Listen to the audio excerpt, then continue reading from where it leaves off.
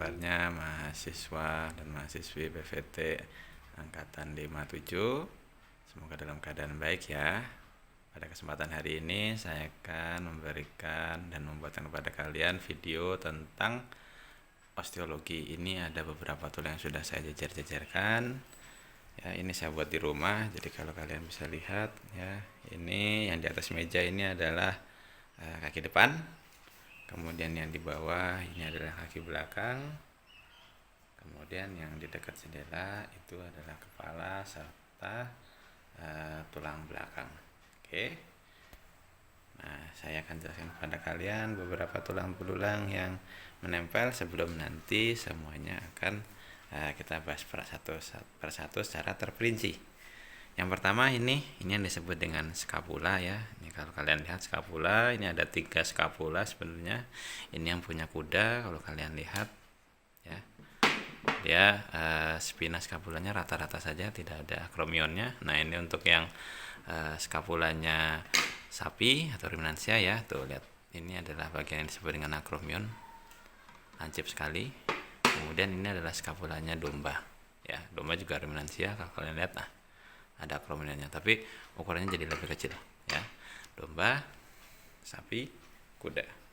Kemudian nanti di sini ada persendian bahu ya, yang dibuat oleh skapula dengan humerus. Ini humerus. Oke. Lalu kemudian ini ada radius ulna. Kemudian dari radius ulna nanti di bawah sini ada tulang-tulang kecil, ossa carpi sebutannya. Tapi untuk di praktikum tidak usah kalian hafalkan, kalian tinggal lihat saja yang ada di slide ya. Ada beberapa, silahkan kalian hitung, ada 7 jumlahnya, kalian bisa pahami sebagai pengetahuan kalian. Oke. Kemudian di sini ada ossa metakarpal ya, atau metakarpus ini kalau kalian lihat ya. Kemudian setelah metakarpus nanti ada persendian jari, ini jari 1, ini jari 2, ini jari 3 atau palang distales, palang media, ini palang proximalis. Selanjutnya ini urutan untuk kaki belakang. Kaki belakang, jadi nanti dimulai dari os coxae ya, ini os coxae atau yang membentuk rongga panggul, rongga pinggang ya. Oke, ini os coxae. Kemudian nanti membentuk persendian paha dengan ossa femur ya. Ini femurnya yang saya bilang mirip dengan humerus ya. Kemudian bawahnya ini ada os tibia. Nah, kemudian fibulanya sudah tidak ada ya, ada di sini kecil sebenarnya tibia. Kemudian nanti di bawahnya ini ada os tarsi, ossa tarsi ya. Ini yang dicontohkan hanya 2 yang besar saja ya, ada ossa tarsi tibialis sama ossa tarsi fibularis seperti itu. Kemudian ini metatarsal. Lalu setelah metatarsal nanti ada palang 1 atau palang proksimal, ada palang medial, lalu ada palang distalis, palang 3. Lanjut. Nah, ini yang disebut dengan skapula. Kalau kalian lihat ya, ini skapula, yang saya pegang adalah skapulanya kuda ya. Kemudian kalau kalian lihat lagi, ini skapula ya, posisinya seperti ini. Ini bagian lateral. Kemudian yang ini adalah bagian medial ya, medial. Oke. Nah, apa yang harus kalian cari yang pertama adalah ini. Ini di sini, ini bagian proksimalnya seperti ini ya. Posisinya kalian bisa lihat ya, seperti itu. Oke. Nah, kemudian yang kalian hafalkan pertama ini yang disebut dengan cartilago scapula, seperti itu ya. Cartilago scapula, mungkin saya ambil yang kecil aja ya biar lebih gampang. Nah, ini saja ya. Ini skapulanya domba kambing ya, kecil seperti itu. Nah, bagian yang pertama yang harus kalian cari adalah ini. Yang di atas ini ada yang disebut dengan cartilago scapula. Cuma posisinya sudah hilang ya. Ini sudah rontok seperti itu karena dia bentuknya adalah cartilago atau tulang rawan. Ya, tulang rawan. Nah, kemudian Lalu yang kedua, kalian harus mencari yang disebut dengan cavitas glenoidalis. Cavitas glenoidalis itu ada di bawah posisinya. Nah, ini. Tuh, kalian bisa lihat ya, lekukan di sini. Ini nanti akan membentuk persendian dengan humerus. Ini humerus. Ya, kemudian ini kaput humerusnya. Cuma ini dua tulang yang tidak sesuai ya. Nanti akan sebenarnya bentuk begini. Kita ambil yang punya sapi. Nah, dia akan bentuk seperti ini. Oke, bentuk persendian bahu seperti itu ya. Jadi kalau di sapi ya dia hanya bergerak maju ke depan seperti ini, tidak terlalu bisa muter-muter seperti sendi peluru manusia. Lanjut, ini cavitas glenoidalis tadi ya. Lalu setelah itu kita harus mencari kolum scapulae. Kolum scapulae ini bagian di sini yang mengecil ya, membentuk semacam leher ya. Kalau kalian lihat ini scapula itu kayak pulau Bali seperti itu, atasnya bulat, kecil, kemudian gede lagi. Nah, bagian yang mengecil ini disebut dengan kolum scapulae seperti itu ya. Kolum itu artinya leher. Jadi kalau kalian lihat leher manusia gitu ya, leher itu kan kecil, kepalanya gede, badannya juga gede ya. Jadi posisinya seperti sesuatu yang bisa dicekik atau dipegang seperti itu. Lanjut, yang nomor 4 ada yang disebut dengan fascia serrata. Nah, ini kita balik dulu. Nah, fascia serrata posisinya ada di balik sini. Ya, ini posisinya yang kalau kalian lihat dia rata gitu. Ya, makanya namanya serrata. Ya. Nah, kemudian posisinya nanti ini dipakai untuk dia akan nempel di badan. Misal ini tulang rusuk ya, seperti ini. Nah, dia nempel seperti ini. Kemudian nanti akan difiksasi menggunakan otot-otot. Ya, tempat menempel tulang scapula ke tubuh seperti itu. Oke, ini disebut dengan fascia serrata. Kemudian nanti di antara fascia serrata ini ada yang bentuk legokan. Nah, ini legok. Ya, kalau kalian lihat ini kan cekung nih. Ya. Kemudian kalian bisa lihat juga di sini ini juga cekung, tuh ya, cekung. Lalu untuk yang punya kuda juga sama tuh. Kelihatan sekali cekungnya. Tuh masuk ya. Cekungan ini disebut dengan fossa subscapularis ya, karena di situ nanti ada musculus subscapularis ya, fossa ini. Oke, ini fossa subscapularis. Lalu kemudian kalian bisa lihat juga, nah di sini ada dua lekukan yang besar ya. Ini satu, kemudian ini yang kecil. Oke. Nah, yang besar ini sebutannya adalah fossa infraspinata. Kalau yang ini adalah fossa supraspinata ya. Supra artinya di atas, jadi posisi belikat dari hewan itu miring seperti ini. Fossa supraspinatanya ada di atas, infraspinatanya di bawah ya. Ini yang membedakan antara herbivore dan carnivore. Jadi kalau di herbivore untuk infraspinatanya lebih luas daripada yang supraspinata. Nah, kalau untuk carnivore ini dibagi dua sama rata ya, jadi yang supra dengan infra besarannya hampir sama. Nah, kalau untuk yang herbivore infra lebih besar daripada yang supraspinata. Oke, lanjut lagi. Nah, di tengah-tengah yang membatasi antara fossa supraspinata dan infraspinata ada yang disebut dengan spina scapula ya. Spina scapula itu peninggian ya, semacam kalau kalian lihat kayak batas begitu, pagar gitu ya, tinggi ya, spina scapula. Dan spina scapula ini nanti di tengahnya ada bagian yang menonjol besar nih, kalian bisa lihat ya, kan kecil kemudian melebar kemudian kecil lagi seperti itu. Nah, bagian yang melebar ini disebut dengan tuber spina scapula ya. Ini adalah tuber spina scapula. Kalian bisa lihat yang di punya sapi besar ya, kemudian yang punya kuda juga sama. Ini adalah tuber spina scapula. Spina scapula ini dari sini seret panjang seperti itu ya. Kemudian setelah itu kalian melihat yang disebut dengan tuberculum supraglenoidale. Nah, tuberculum supraglenoidale itu posisinya ada di luar ini ya, kecil di sini ya. Ini tuberculum supraglenoidale. Nah, kemudian nanti di bagian dalamnya ini kan tuberculum Supraglenoidale posisinya ada di lateral. Nah, bagian medialnya ini ada yang disebut dengan processus coracoideus seperti itu. Ya, posisinya ya. Jadi bagian medial ada proses coracoideus, bagian lateralnya ada tuberculum supraglenoidale. Oke, kita lihat untuk yang di sapi ya. Nah, ini tuberculumnya ya, tuberculum supraglenoidale. Nah, proses coracoideusnya ini tuh ya, di bagian medial posisinya. Oke, nah ini yang membedakan antara punya kuda dan punya sapi, sama-sama herbivore ya gitu. Nah, cuma bedanya adalah di sini ini yang disebut akromion, ini di kuda tidak ada ya. Jadi spina scapulanya dari rendah, tinggi, rendah lagi. Nah, kalau untuk punya sapi dari rendah, tinggi, nah kemudian di ujungnya membentuk runcing seperti ini sebutannya adalah akromion.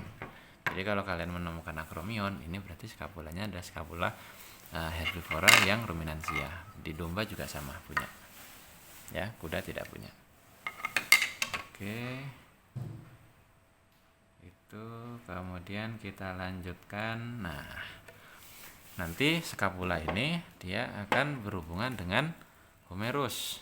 Ya, humerus. Nah, posisinya tadi saya sudah sebutkan membentuk persendian seperti ini ya. Oke, nah dia akan bergerak seperti itu. Nah, ini humerus ya. Nah, humerus ini atau bahasa Indonesianya adalah tulang lengan atas seperti itu ya. Kalau kalian lihat mudah sekali untuk dipegang ya. Nah, yang harus kita cari yang pertama adalah ini bagian proksimalnya. Nah, posisinya seperti ini ya. Ini bagian proksimal, ini bagian distal, ini lateral, ini medial, ini lateralnya ya. Oke, nah kita bahas satu-satu. Nah, ini yang disebut dengan tuberculum. Oke, ini tuberculum ada 3 ya. Terus di tengah-tengahnya ada yang disebut dengan sulcus seperti itu. Nah, yang pertama harus kalian cari nomor 1, ini yang disebut dengan caput humeri. Ini caput humerinya ya, besar sekali posisinya. Ini yang membentuk sendi bahu bersama dengan cavitas glenoidalis dari scapula tadi ya.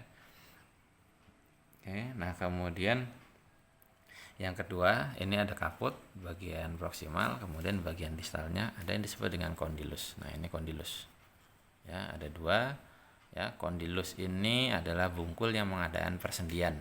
Tuh, lihat licin ini kalau dipegang, halus seperti itu ya. Kemudian ini ada condylus humeri ya. Ini kalian bisa lihat ini bagian lateral, bagian ini ada condylus yang lateral, condylus humeri lateral, ini condylus humeri medial seperti itu. Kemudian kalau kita pegang ini semua, ini yang disebut dengan corpus humeri ya. Jadi bagian badannya. Oke, kemudian nomor 4, nah di bagian korpus ini kalian bisa melihat sesuatu yang tajam. Nih, kalian rasakan ya, ini sesuatu yang tajam, melingkar seperti itu ya. Ini halus, ini agak berbungkul, agak kasar maaf, ini agak kasar, kemudian ini halus ya, ini tajam seperti itu ya, seperti piring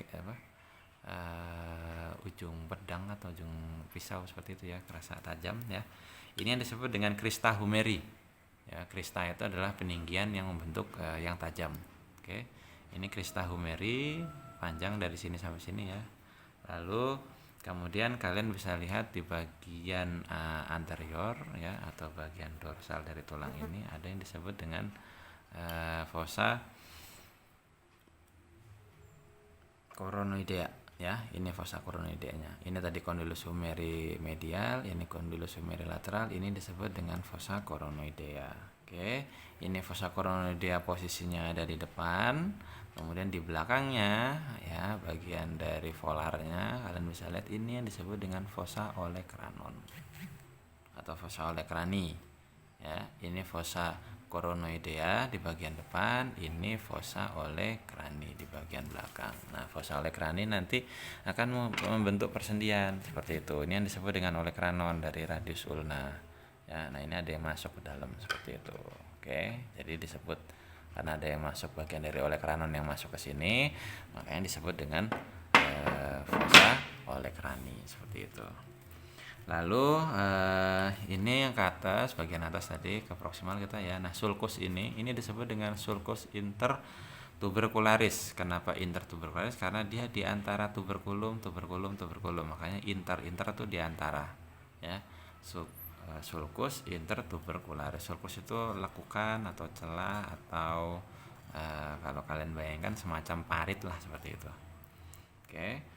Lalu kemudian yang nomor 8, nah ini ada yang disebut dengan sulcus musculi brachialis. Ini yang bagian yang melengkung ini.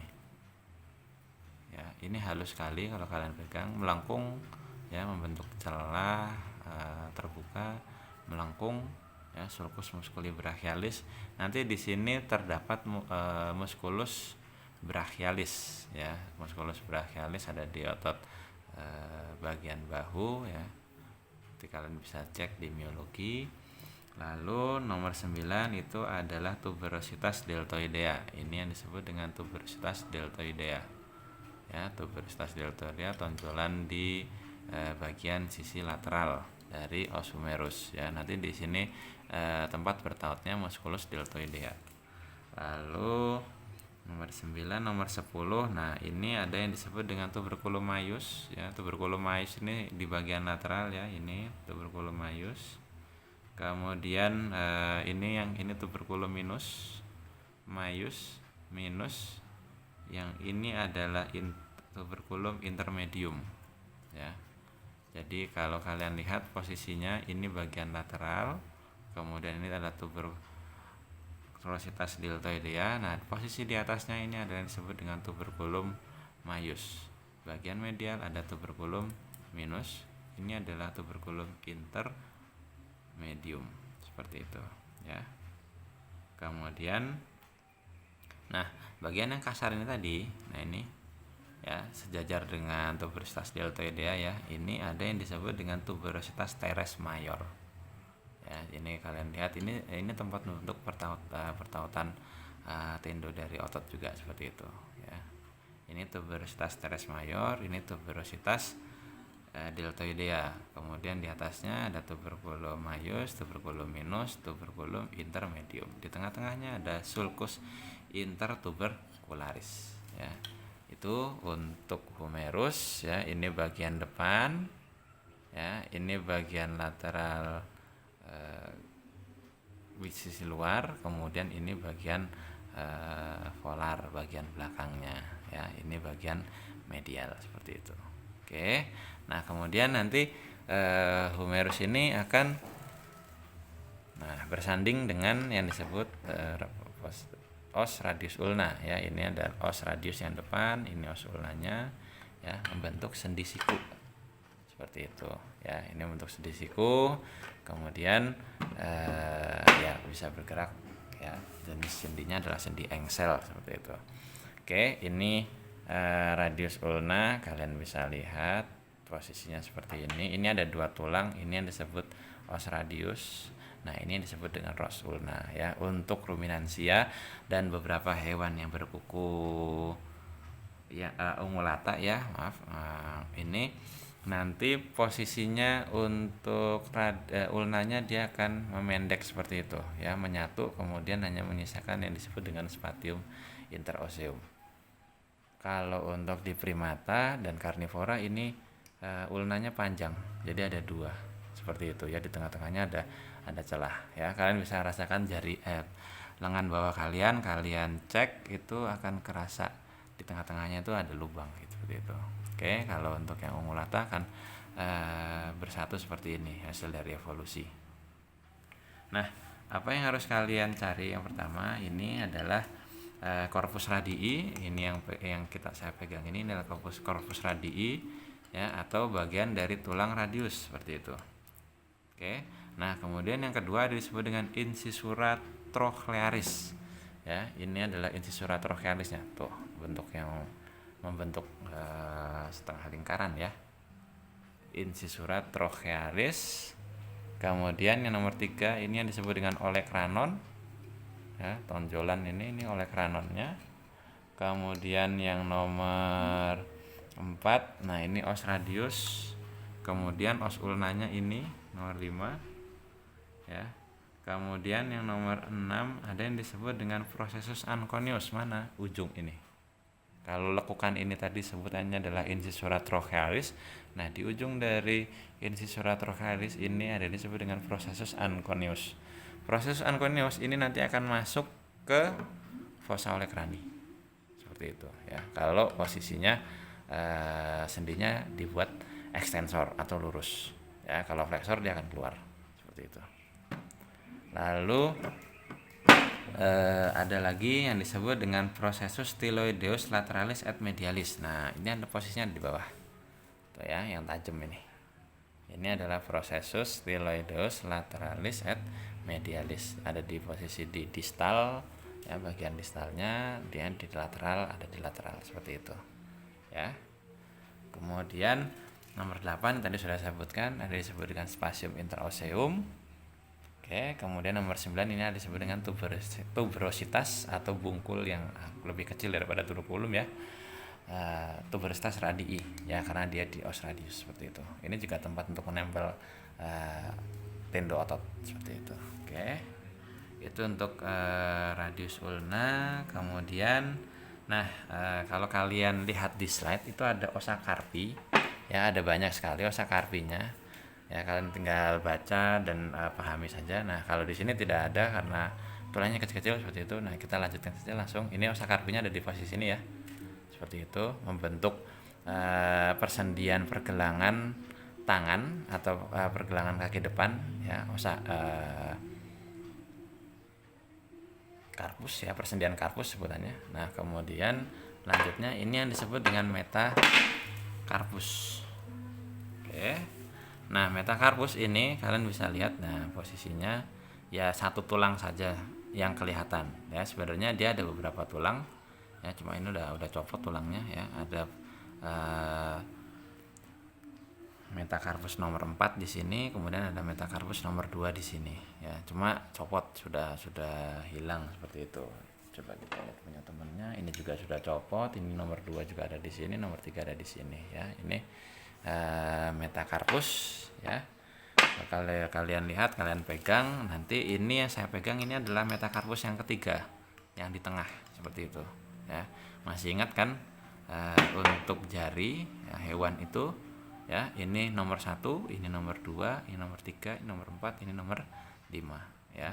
Jadi kalau untuk ruminansia nomor 1 ini sudah rudimenter. Nah, dia berjalan menggunakan jari ketiga, kuku untuk ketiga dan di jari di kuku yang keempat seperti itu. Seperti ini ya. Nah, cuma tulangnya ini adalah yang nomor 3, metakarpus nomor 3. Nomor 2-nya di mana? Posisinya di sini. Kemudian nomor 4-nya ada di sini ya. Cuma ini sudah copot. Seperti itu. Kemudian di bawah ini ada yang disebut dengan condylus lateralis et medialis seperti itu ya. Nanti kalau kalian lihat yang lateral yang sebelah mana? Nah, kalian lihat posisinya seperti ini ya. Yang lateral pasti akan berhubungan dengan yang jari nomor 4. Jari nomor 2 itu yang bagian medial. Oke, nanti akan diajarkan pada saat kalian memegang tulangnya. Jadi nggak bingung. Kalau sekarang kan ini hanya melihat video saja ya.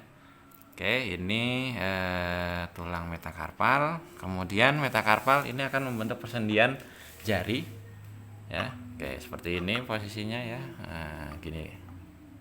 Terus kemudian ini begini. Ya, ini bukan tulang yang sama, jadi nggak terlalu, bukan tulang dari satu individu, Mas. Nah, posisinya begini. Oke. Nah, ini adalah palang proximales. Ya.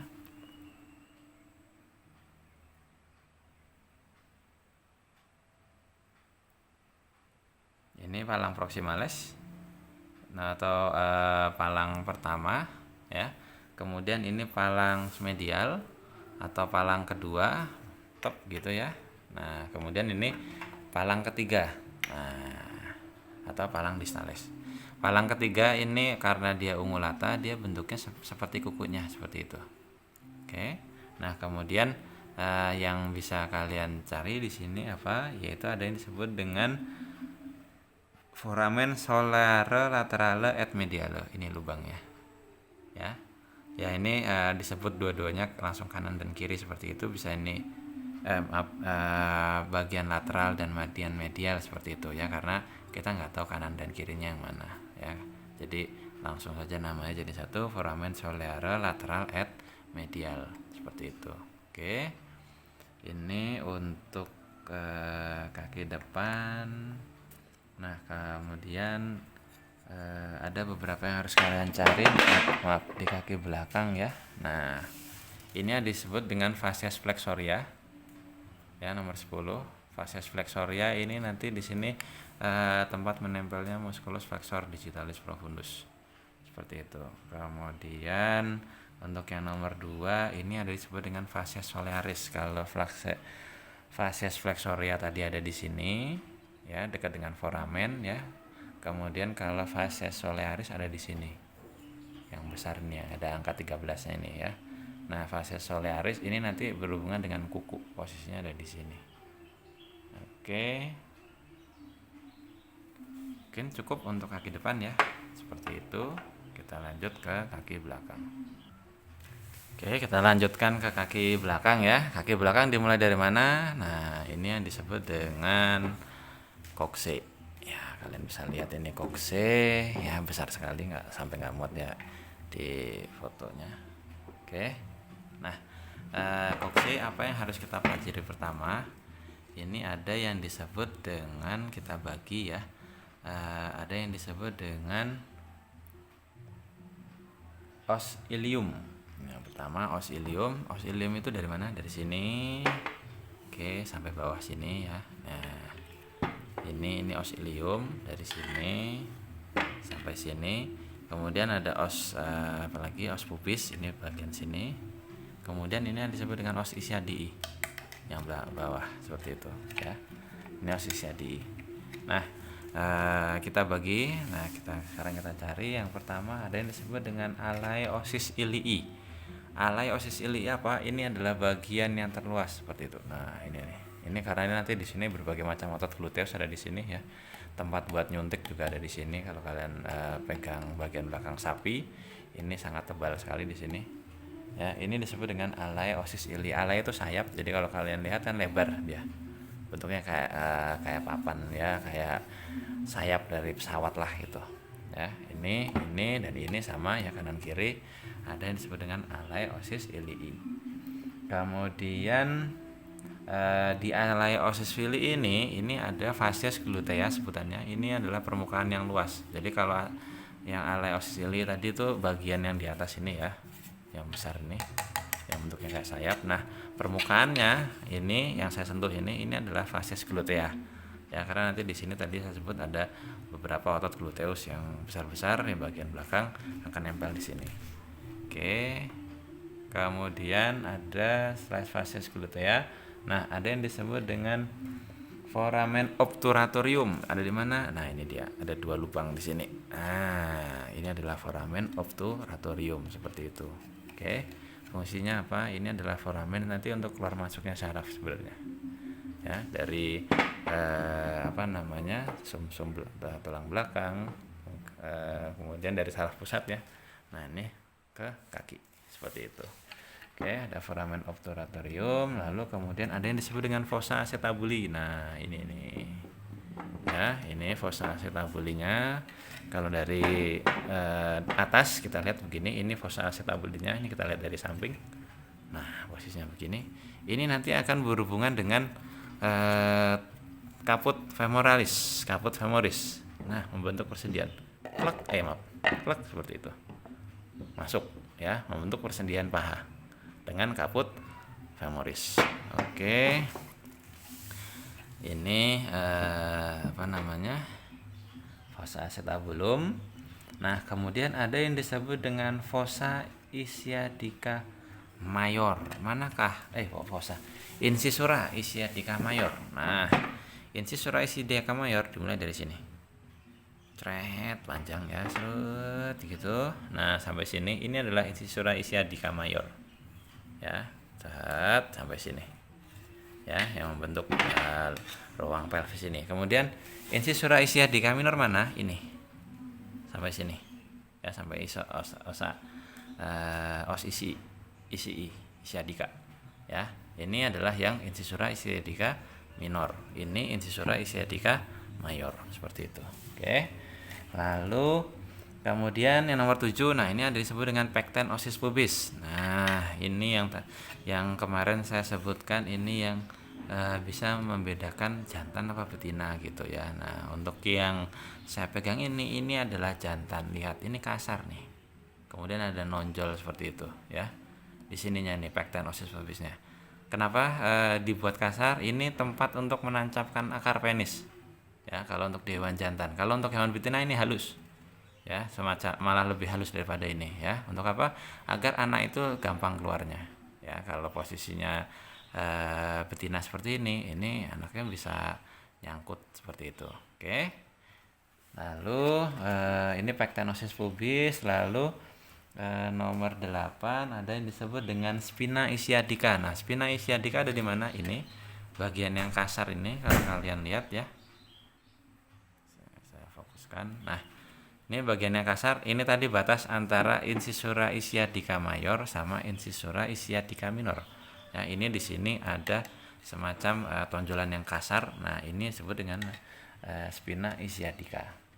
Kemudian nomor 9 ada disebut dengan symphysis pelvis. Nah, symphysis pelvis ini sambungan ya antara tulang pelvis kanan dan kiri. Ini symphysis pelvis. Kalau di ujung ini tadi sebutannya adalah pecten osis pubis ya. Kemudian kalau yang symphysis pelvis ini. Lalu kemudian nomor 10 ada tuberkokse. Nah, tuberkokse ada di sini. Nah, ini adalah tuberkokse. Kemudian kalau ini sebutannya adalah tuber sacrale. Posisinya ada di mana? Ada di alai osis ilii tadi, ya, di sayap tadi. Nah, di ujung sebelah sini ini ada tuber kokse, di sini ada tuber sacrale, ya. Tuber sacrale nanti berhubungan dengan os sacrum di sini, ya, atau tulang kemudi. Kemudian kalau tuber kokse ini kalau di manusia yang biasa untuk berkaca pinggang ya, karena akan merasakan, atau yang suka pakai sabuk celana melorot-melorot, nah sabuknya kesangkut di sini biasanya, di atas ini. Oke. Lalu apalagi ya, sudah itu untuk tuber kokse ya. Jadi ini permulaannya, jadi nanti dia akan menempel. Nah, ini os sacrum nanti akan di sini posisinya. Nah, kemudian ini akan dibelit oleh otot-otot sehingga tuber koksenya fix. Dia menempel ke tubuh seperti itu. Nah, kemudian kita lanjutkan ke bawah. Ini ada yang disebut dengan femur, ya, femur. Nah, femurnya nanti ini akan nempel seperti itu, klek, ya. Ini fossa acetabulum. Kemudian ini adalah kaput femorisnya, nempel jadi satu, klek. Nah, kemudian mengadakan persendian paha, ya. Kalau di manusia ini bisa diputar-putar, tapi kalau di hewan dia hanya ke depan, ke belakang, ke depan, belakang ini saja, karena hewan kan nggak ada yang bisa akrobat seperti itu. Oke. Saya lanjutkan, ini os femur. Kalau kita fokus ke bagian bawahnya akan mirip dengan humerus. Nih. Betul tidak?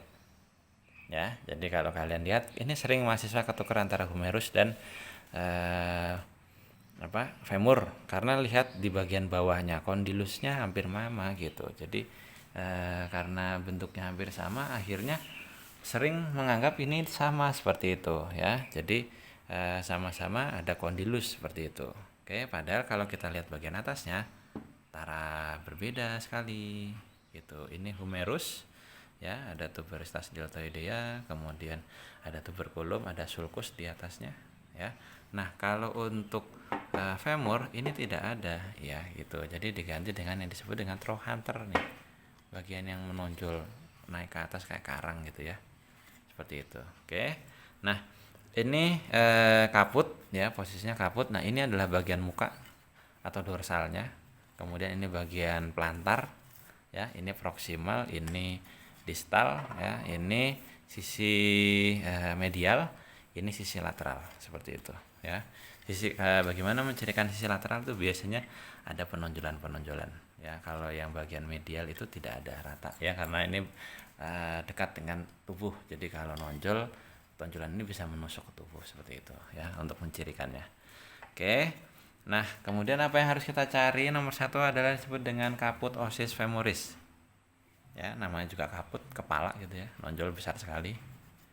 Oke, kemudian ada caput. Nah, kemudian ada kolum. Kolum tadi saya sebut sesuatu yang mengecil kemudian besar lagi ya, jadi semacam kayak leher gitu. Ya, ini disebut dengan kolum ossis femoris. Ya, kolum ossis femoris. Kemudian kalian bisa melihat lanjutnya ada yang disebut dengan condylus lateralis dan condylus medialis ya. Ini dia condylusnya. Oke, nah condylus lateralis tadi bagaimana cara melihatnya? Kalian lihat saja. Ini bagian lateral ya, trochanternya juga lateral.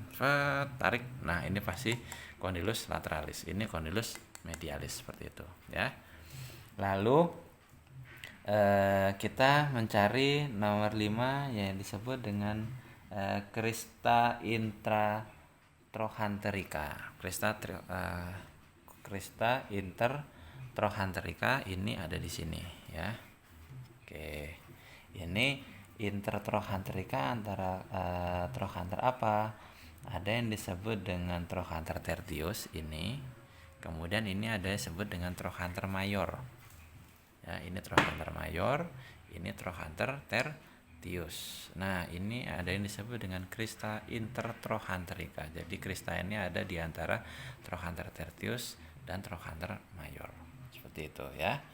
Lalu kemudian kita mencari 6 yaitu fossa intercondylaris. Fossa intercondylaris. Condylaris tadi ada di bawah ya, fossa lekukan, inter di antara, jadi ini adalah fossa intercondylaris antara condylus lateral dan condylus medial. Ada fossa intercondylaris. Lalu ada fossa supracondylaris ya, atau fossa plantaris. Nah, posisinya ini ya. Supracondylaris ini condylus supra itu di atas. Jadi kenapa dia disebut fossa supracondylaris? Karena lubangnya posisinya ada di atas dari condylus seperti itu. Oke, kemudian ada yang disebut dengan fossa trochanterica ya. Nah, fossa trochanterica ini ada di sini posisinya. Ini trochanter mayor, ini tadi crista intertrochanterica. Nah, di baliknya ini ada lekukan ya, dalam ini. Ya, ini disebut dengan fossa ini yang disebut dengan fossa trochanterica. Oke. Kemudian ini trochanter mayor ya. Lalu kemudian ini trochanter minor. Nih, minor yang ini. Ya. Mayor, minor, tertius. Seperti itu ya. Trochanter mayor, trochanter minor, trochanter tertius. Oke. Lalu selanjutnya nomor 12. Nah, ini bagian dari dorsal ada disebut dengan trochlea ossis femoris. Nah, ini dia.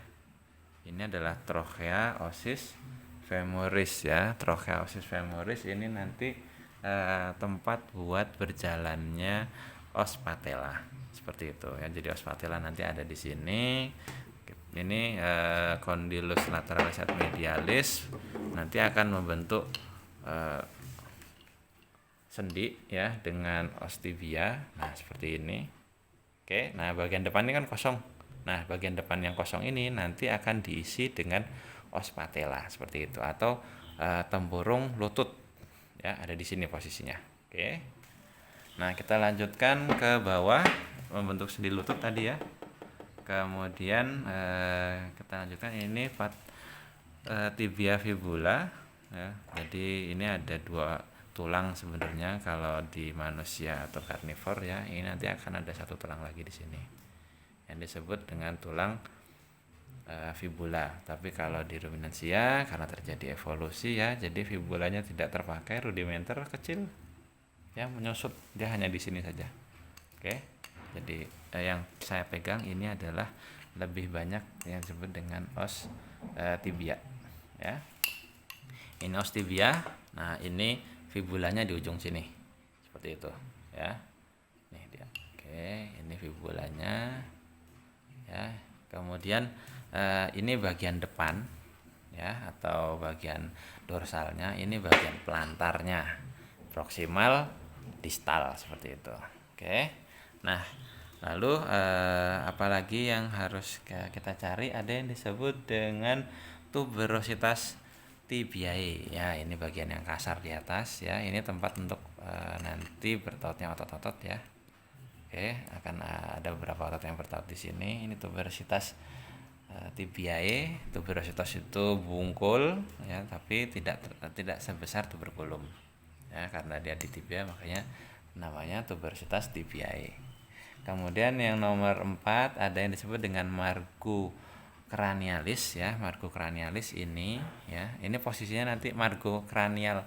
Margo itu tepi, cranial itu depan atau anterior, atau kalau hewannya posisinya begini yang disebut dengan dorsal ya, karena dia posisinya menghadap ke depan.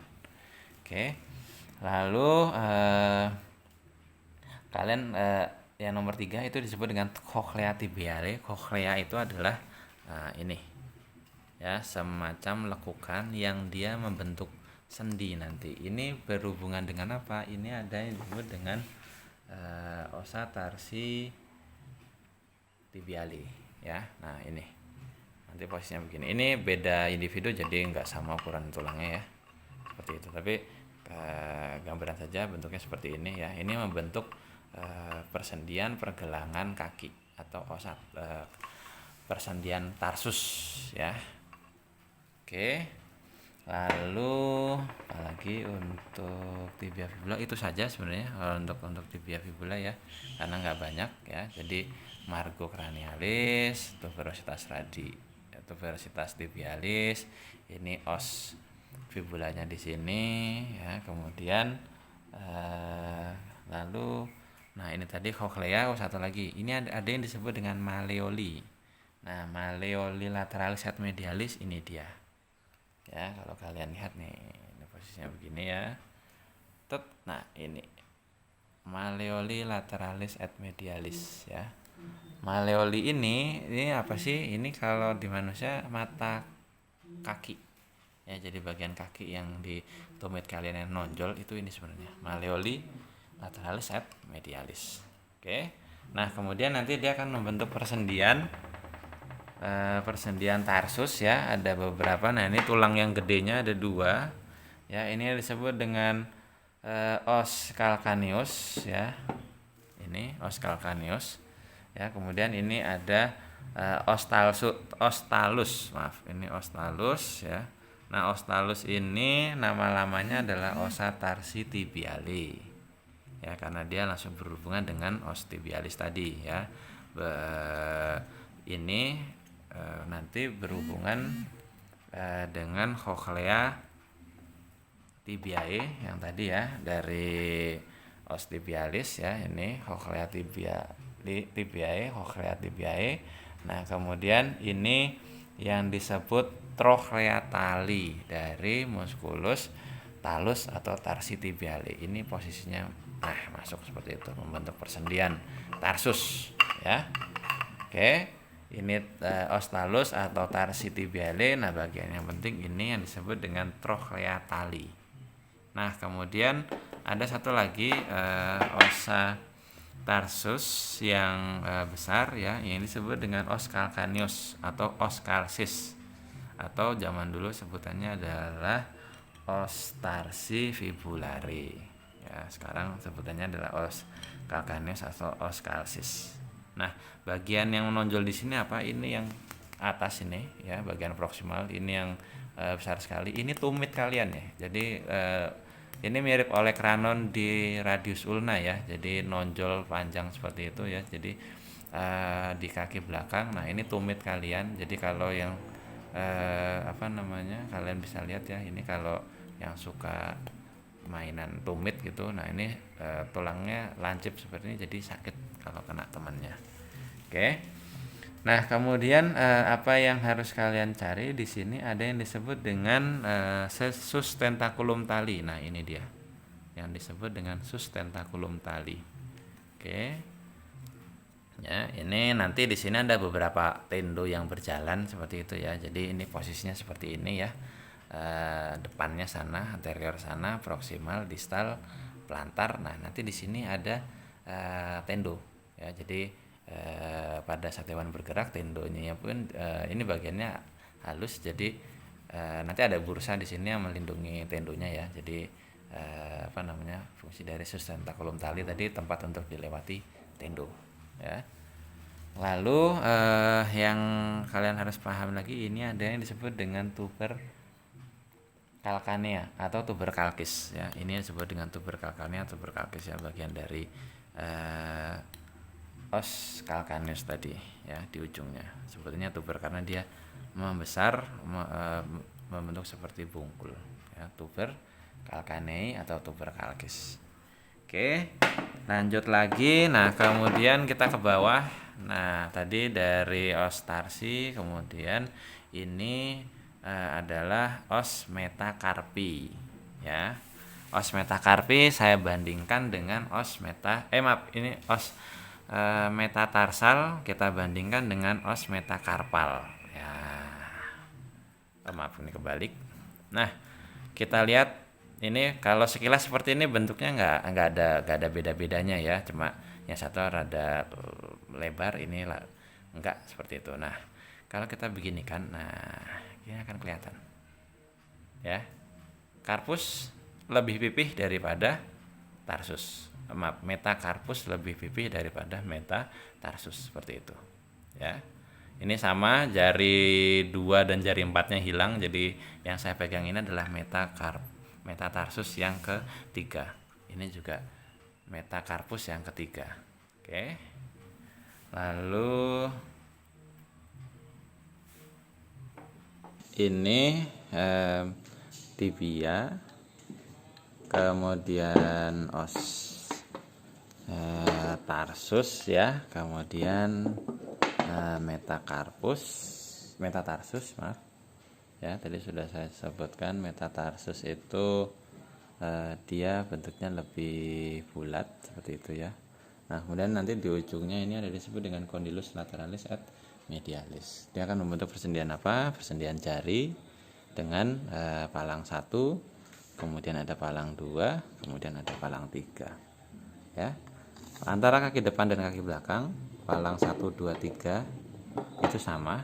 Yang beda paling cuma dari sisi sudut ya. Sudut ini untuk bagian kaki belakang itu akan lebih rendah daripada sudut di kaki depan seperti itu. Tapi kalau dari bentuknya fascia solaris, kemudian ada foramen solaris, lateral et medial, lalu kemudian ada fascia flexurea, sama semuanya ya, seperti itu. Oke, kemudian ini juga ada yang disebut dengan processus extensorius ya, ini. Nah, di kaki depan pun juga ada ya, processus extensorius.